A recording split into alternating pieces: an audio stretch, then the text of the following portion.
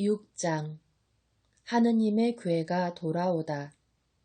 주님의 괴가 필리스티아인들의 지역에 머무른 지 7달이 지났다. 필리스티아인들은 사제들과 점쟁이들을 불러놓고 물었다. 주님의 괴를 어떻게 하면 좋겠습니까? 우리가 어떻게 그 괴를 제자리로 돌려보낼 수 있는지 알려주십시오. 그들이 대답하였다. 이스라엘 하느님의 괴를 돌려보내려면 그냥 보내서는 안 됩니다. 반드시 그 하느님에게 보상 제물을 바쳐야 합니다. 그래야 여러분의 병이 나을 것이고 그가 왜 여러분에게서 손을 거두지 않는지도 알게 될 것입니다. 그러면 그 하느님에게 무엇을 보상 제물로 바쳐야 합니까? 하고 필리스티아인들이 묻자 그들이 이렇게 일러주었다. 필리스티아인들의 통치자들 수만큼 금으로 종기 5개와 쥐 5마리를 만들어 함께 보내십시오. 같은 재앙이 여러분 모두와 여러분의 통치자들에게 닥쳤기 때문입니다. 여러분은 이 땅을 파괴하고 있는 이 종기와 쥐 모양을 만들어 그것으로 이스라엘의 하느님에게 영광을 드려야 합니다. 그러면 아마도 그가 여러분에게서 그리고 여러분의 신들과 땅에서 자기 손을 거둘 것입니다. 왜 여러분은 파라오와 이집트인들처럼 고집을 부리려 합니까? 그가 이집트인들을 거칠게 다룬 다음에야 이집트인들이 이스라엘을 떠나가게 하지 않았습니까? 그러니 이제 새 수레 하나를 마련하여 멍에를 메어본 적이 없는 어미소 2마리를 끌어다가 그 수레에 묶고 새끼들은 어미에게서 떼어 집으로 돌려보내십시오. 그런 다음 주님의 궤를 가져다가 그 수레에 싣고 그에게 보상제물로 바칠 금으로 만든 물건들을 상자에 담아 그 곁에 놓으십시오. 그렇게 그것을 떠나보내고 나서 지켜보십시오. 만일 수레가 제 고장에 난 길을 따라 벳세메스로 올라가면 그가 우리에게 이 큰 재앙을 내린 것이 되고 그렇지 않으면 그의 손이 우리를 친 것이 아니라 재앙이 우리에게 우연히 닥쳤다는 것을 알게 될 것입니다.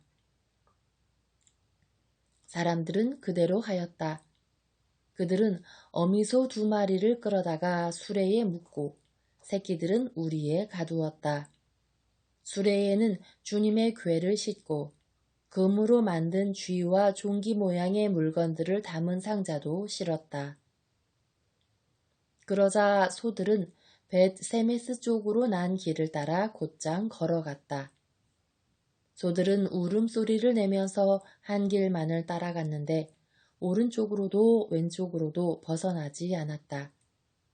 필리스티아인들의 통치자들은 그 뒤를 따라 벳세메스 경계까지 갔다.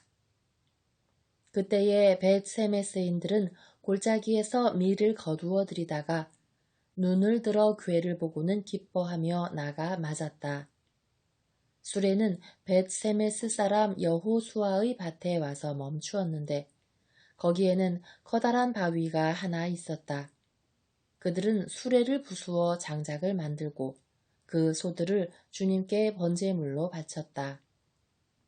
레위인들이 주님의 궤와 금으로 만든 물건들이 든 상자를 내려 그 큰 바위 위에 놓자 그날 벳세메스 사람들은 주님께 번제물을 바치고 다른 제물도 바쳤다. 필리스티아인들의 5 통치자들은 이것을 보고 그날 에크론으로 돌아갔다. 필리스티아인들이 보상제물로 주님께 바친 금으로 만든 종기들은 아스돗 몫으로 하나, 가자 몫으로 하나, 아스클론 몫으로 하나, 간 몫으로 하나, 에크론 몫으로 하나였다. 금으로 만든 쥐는 5 통치자들이 다스리던 필리스티아인들의 모든 성읍, 곧 요새 성읍들과 성벽이 없는 마을 수에 맞춘 것이었다. 주님의 궤를 올려놓았던 그 큰 바위는 오늘날까지도 벳세메스 사람 여호수아의 밭에 그대로 있다. 그런데 주님께서는 벳세메스 사람들이 주님의 궤를 보았기 때문에 그들을 치셨다. 그 백성 가운데에서 70명과 5만 명을 치신 것이다. 주님께서 그 백성을 그토록 크게 치셨기 때문에 그들은 애도하였다. 벳세메스 사람들은 이렇게 거룩하신 하느님이신 주님 앞에 누가 감히 나설 수 있겠는가? 그리고 이분을 어디로 보내어 우리에게서 떠나시게 할까 하고 의논하였다. 그러다가 그들은 키르얏 여아림 주민들에게 심부름꾼들을 보내어 필리스티아인들이 주님의 궤를 돌려보냈소. 내려와 모시고 올라가 주시오 하고 청하였다. 7장. 그러자 키르얏 여아림 사람들이 와서 주님의 궤를 모시고 올라갔다. 그들은 주님의 궤를 언덕에 있는 아비나답의 집에 옮기고 그의 아들 엘아자르를 성별하여 그 궤를 돌보게 하였다. 사무엘이 판관으로서 이스라엘을 다스리다. 궤가 키르얏 여아림에 자리 잡은 날부터 20년이라는 긴 세월이 지났다. 이스라엘 온 집안은 주님을 향하여 탄식하고 있었다. 사무엘이 이스라엘 온 집안에게 말하였다. 여러분이 마음을 다하여 주님께 돌아오려거든 여러분 가운데에서 낯선 신들과 아스타롯을 치워버리시오.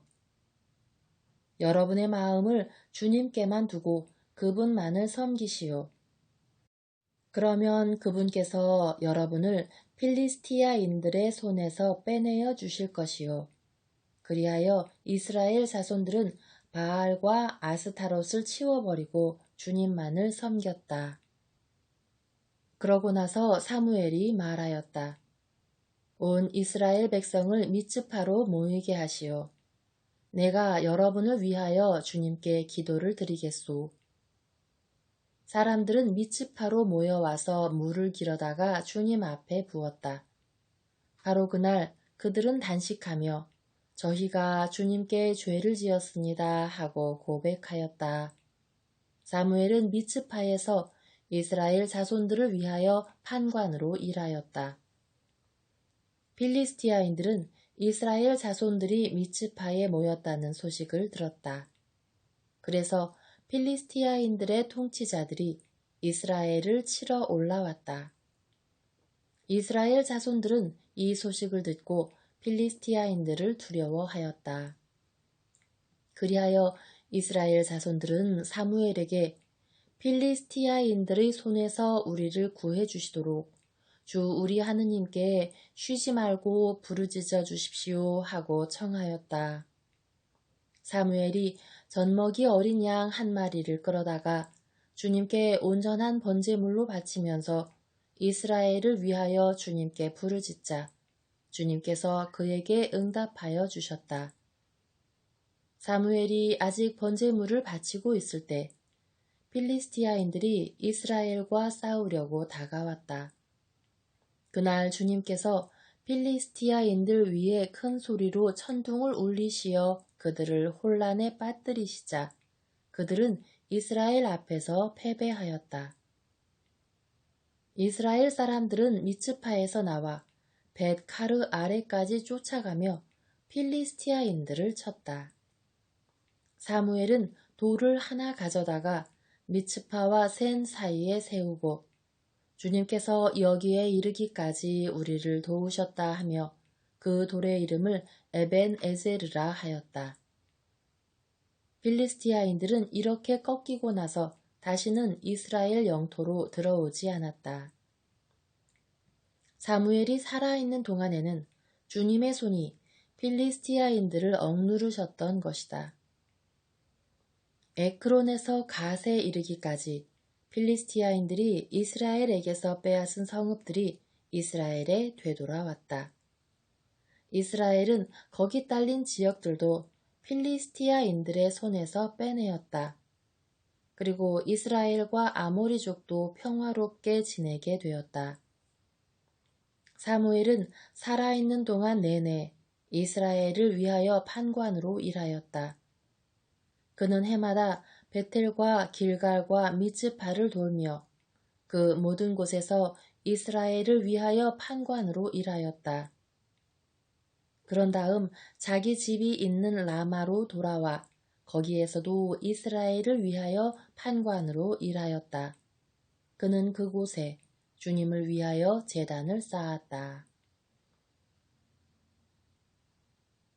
사무엘과 왕정제도 8장 백성이 임금을 요구하다. 사무엘은 나이가 많아지자 자기 아들들을 이스라엘의 판관으로 내세웠다. 맏아들의 이름은 요엘이고 둘째 아들의 이름은 아비야였다. 이들은 브에르세바에서 판관으로 일하였다.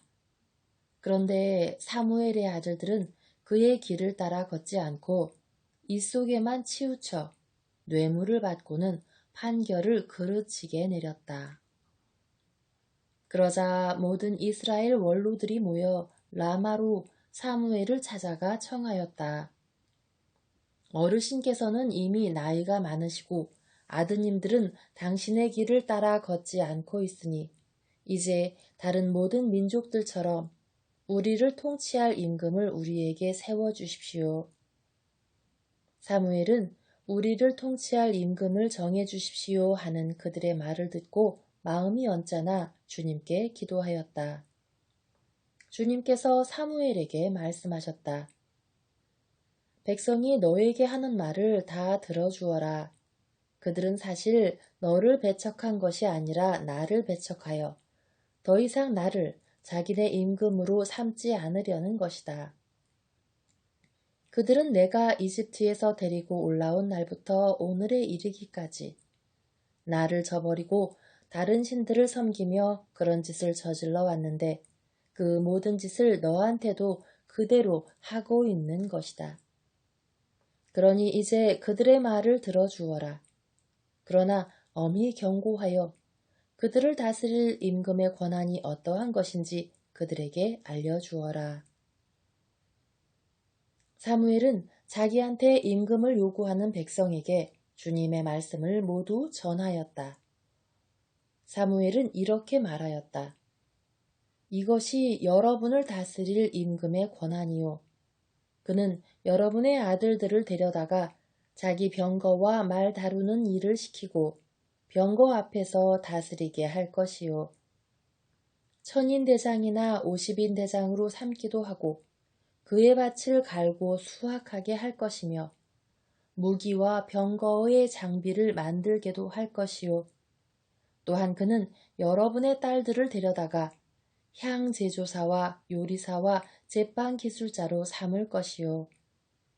그는 여러분의 가장 좋은 밭과 포도원과 올리브밭을 빼앗아 자기 신하들에게 주고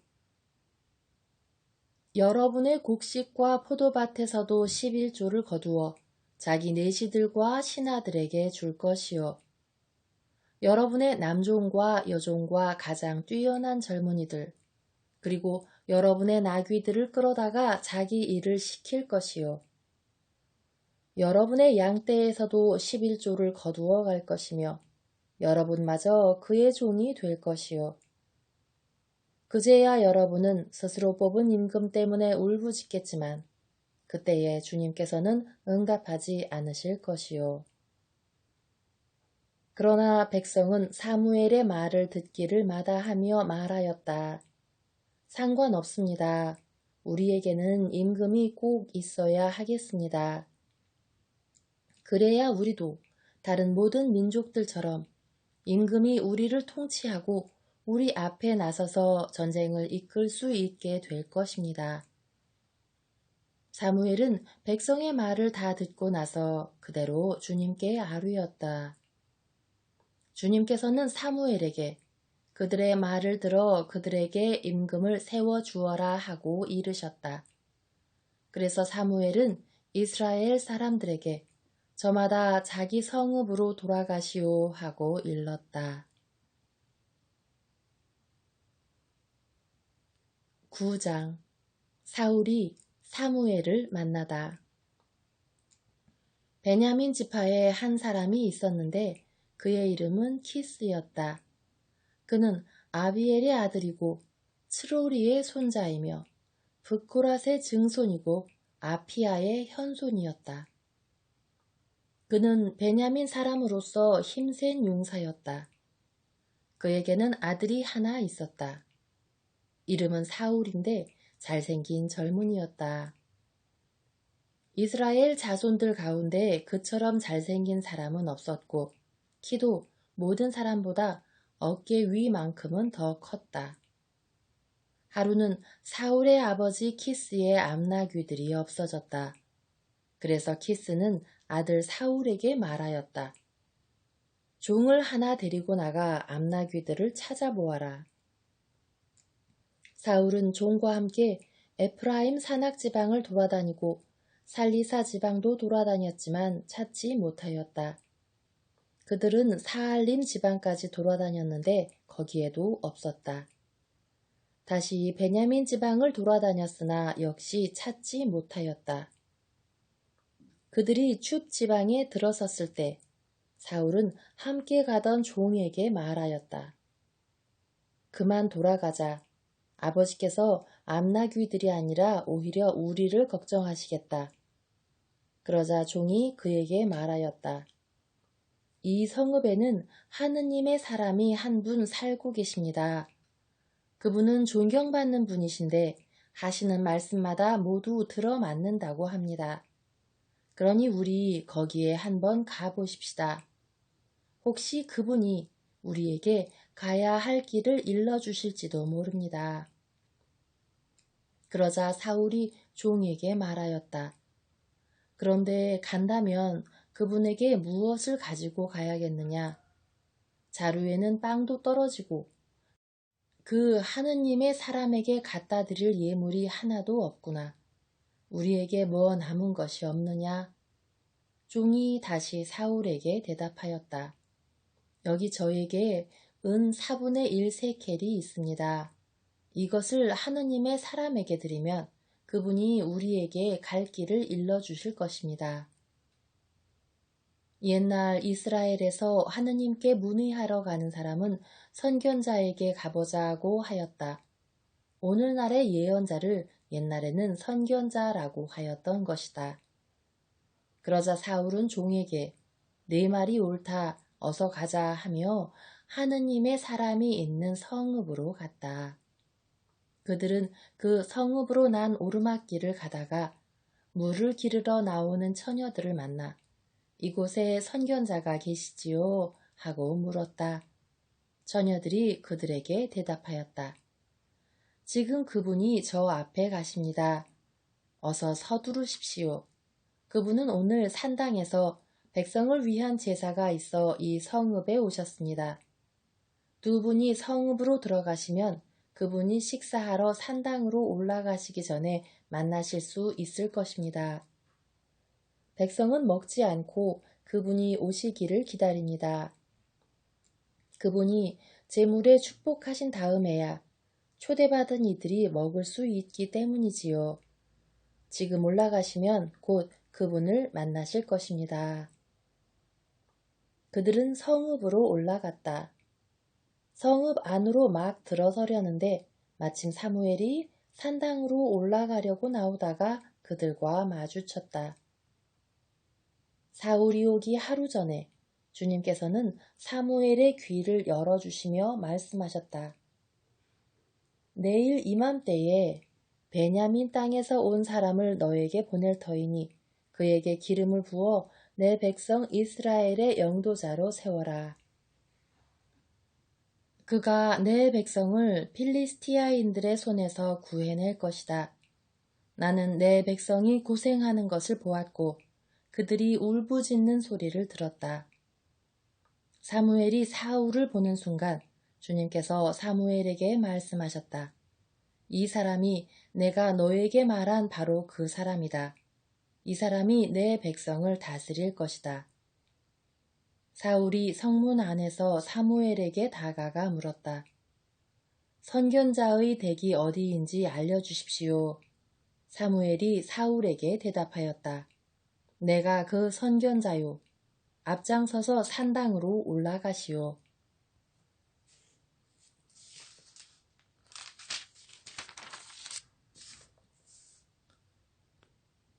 두 분은 오늘 나와 함께 음식을 들고 내일 아침에 가시오. 그때 당신이 마음에 두고 있는 일도 다 일러주겠소. 당신이 사흘 전에 잃어버린 암나귀들은 이미 찾았으니 더 이상 그 일로 마음을 쓰지 마시오. 지금 이스라엘의 모든 기대가 누구에게 걸려 있는지 아시오? 바로 그대와 그대의 집안에 걸려 있소. 사울이 대답하였다. 그렇지만 저는 이스라엘의 지파 가운데서도 가장 작은 베냐민 지파 사람이 아닙니까? 그리고 저의 가문은 베냐민 지파의 씨족들 가운데에서도 가장 보잘것없습니다. 그런데 어찌하여 저에게 그런 말씀을 하십니까? 사무엘은 사울과 그의 종을 데리고 큰 방으로 들어가 초대받은 이들 맨 윗자리에 앉혔다. 손님들은 30명쯤 되었다. 사무엘이 요리사에게 일렀다. 내가 너에게 간수하라고 맡겨둔 몫을 가져오너라. 요리사가 넓적다리와 꼬리를 가져다가 사울 앞에 차려놓자 사무엘이 말하였다. 여기 남겨둔 것을 당신 앞에 차려드리니 잡수시오. 당신이 초대된 사람들과 함께 때 맞추어 들도록 남겨둔 것이오. 이렇게 그날 사울은 사무엘과 함께 음식을 먹었다. 그들이 산당에서 성읍으로 내려온 다음 사무엘은 사울과 함께 옥상에서 이야기를 나누었다. 사무엘이 사울을 임금으로 세우다. 그들은 일찍 일어났다. 동틀 무렵 사무엘이 옥상에 대고 사울을 부르면서 일어나시오. 내가 당신을 바래다 주겠소 하자 사울이 일어났다. 그리고 사울과 사무엘은 둘이서 밖으로 나갔다. 그들이 성읍 끝까지 내려갔을 때 사무엘이 사울에게 말하였다. 종더러 우리보다 앞서가라고 이르시오. 종이 앞서가고 나면 당신은 잠시 서 계시오. 내가 하느님의 말씀을 들려주겠소. 10장 사무엘은 기름병을 가져다가 사울의 머리에 붓고 입을 맞춘 다음 이렇게 말하였다. 주님께서 당신에게 기름을 부으시어 그분의 소유인 이스라엘의 영도자로 세우셨소. 오늘 당신은 나를 떠나서 가다가 베냐민 영토 첼차에 있는 라헬의 무덤 근처에서 두 사람을 만나게 될 것이요. 그들은 당신에게 당신 아버지는 당신이 찾으러 다니던 암나귀들을 이미 찾으셨소. 이제 나귀 걱정은 놓으셨지만 내 아들은 어찌 되었을까 하시면서 당신들을 걱정하고 계시오 하고 말할 것이요. 거기에서 더 가다가 타보르의 참나무에 이르면 하느님을 예배하러 베텔로 올라가는 세 사람을 만나게 될 것이요. 한 사람은 새끼염소 3마리를 끌고 한 사람은 빵 3덩이를 들고 나머지 한 사람은 술 1부대를 메고 있을 것이요. 그 사람들이 당신에게 인사를 하고 빵 2덩이를 줄 것이니 받으시오.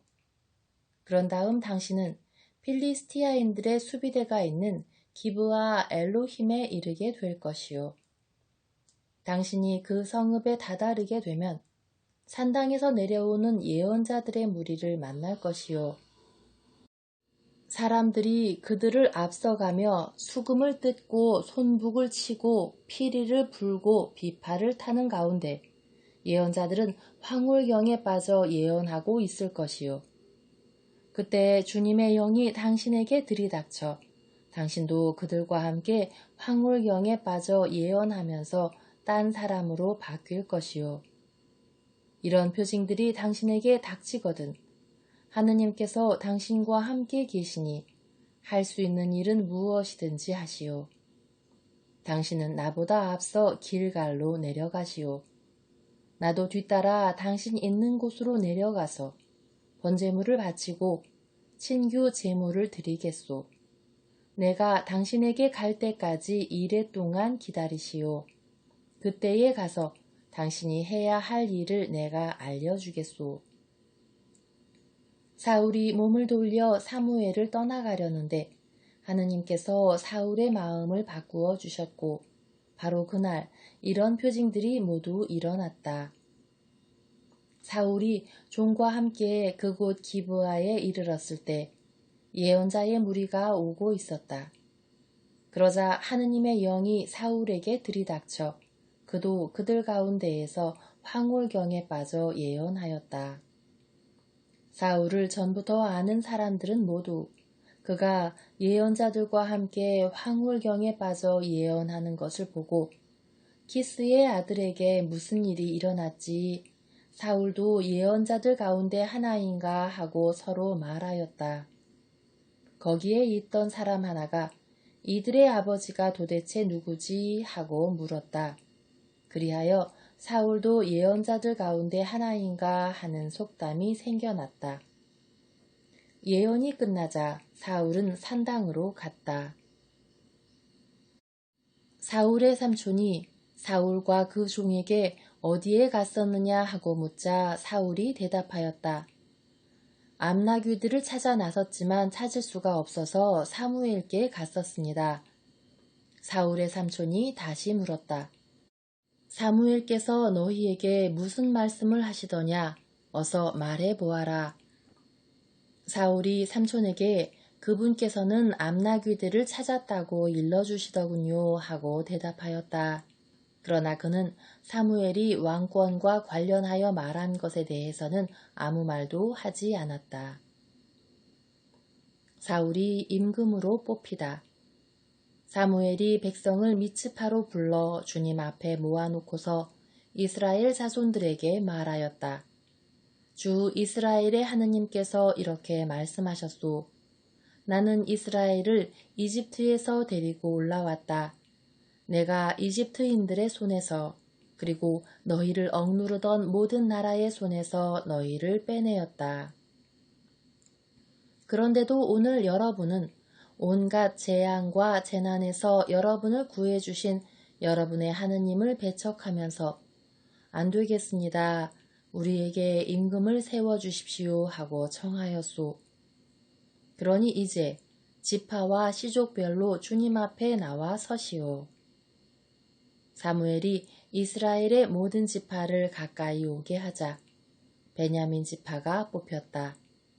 다시 베냐민 지파를 시족별로 가까이 오게 하자 마트리 시족이 뽑혔고 이어 키스의 아들 사울이 뽑혔다. 그래서 사람들이 그를 찾아보았으나 그는 보이지 않았다. 그들이 다시 주님께 그 사람이 여기에 와 있으니까 하고 여쭈어보자 주님께서 말씀하셨다. 그렇다. 저기 짐짝 사이에 숨어 있다. 그들이 달려가 그곳에서 사울을 데리고 나왔다. 그가 사람들 가운데에 서자 그의 키는 모든 백성보다 어깨 위만큼 더 컸다. 사무엘이 온 백성에게 주님께서 뽑으신 이를 보았소. 온 백성 가운데에 이만한 인물이 없소. 하고 말하자 온 백성이 환호하며 임금님 만세 하고 외쳤다. 사무엘은 백성에게 왕정의 권한을 설명하고 그것을 책에 적어 주님 앞에 두었다. 그런 뒤에 온 백성을 저마다 자기 집으로 돌려보냈다. 사울도 기브아에 있는 자기 집으로 돌아갔는데 하느님께서 마음을 움직여주신 용사들도 그와 함께 갔다. 그런데 몇몇 불량한 자들은 이 친구가 어떻게 우리를 구할 수 있으랴 하면서 사울을 업신여기고 그에게 예물도 바치지 않았다. 그러나 사울은 아무 말도 하지 않았다.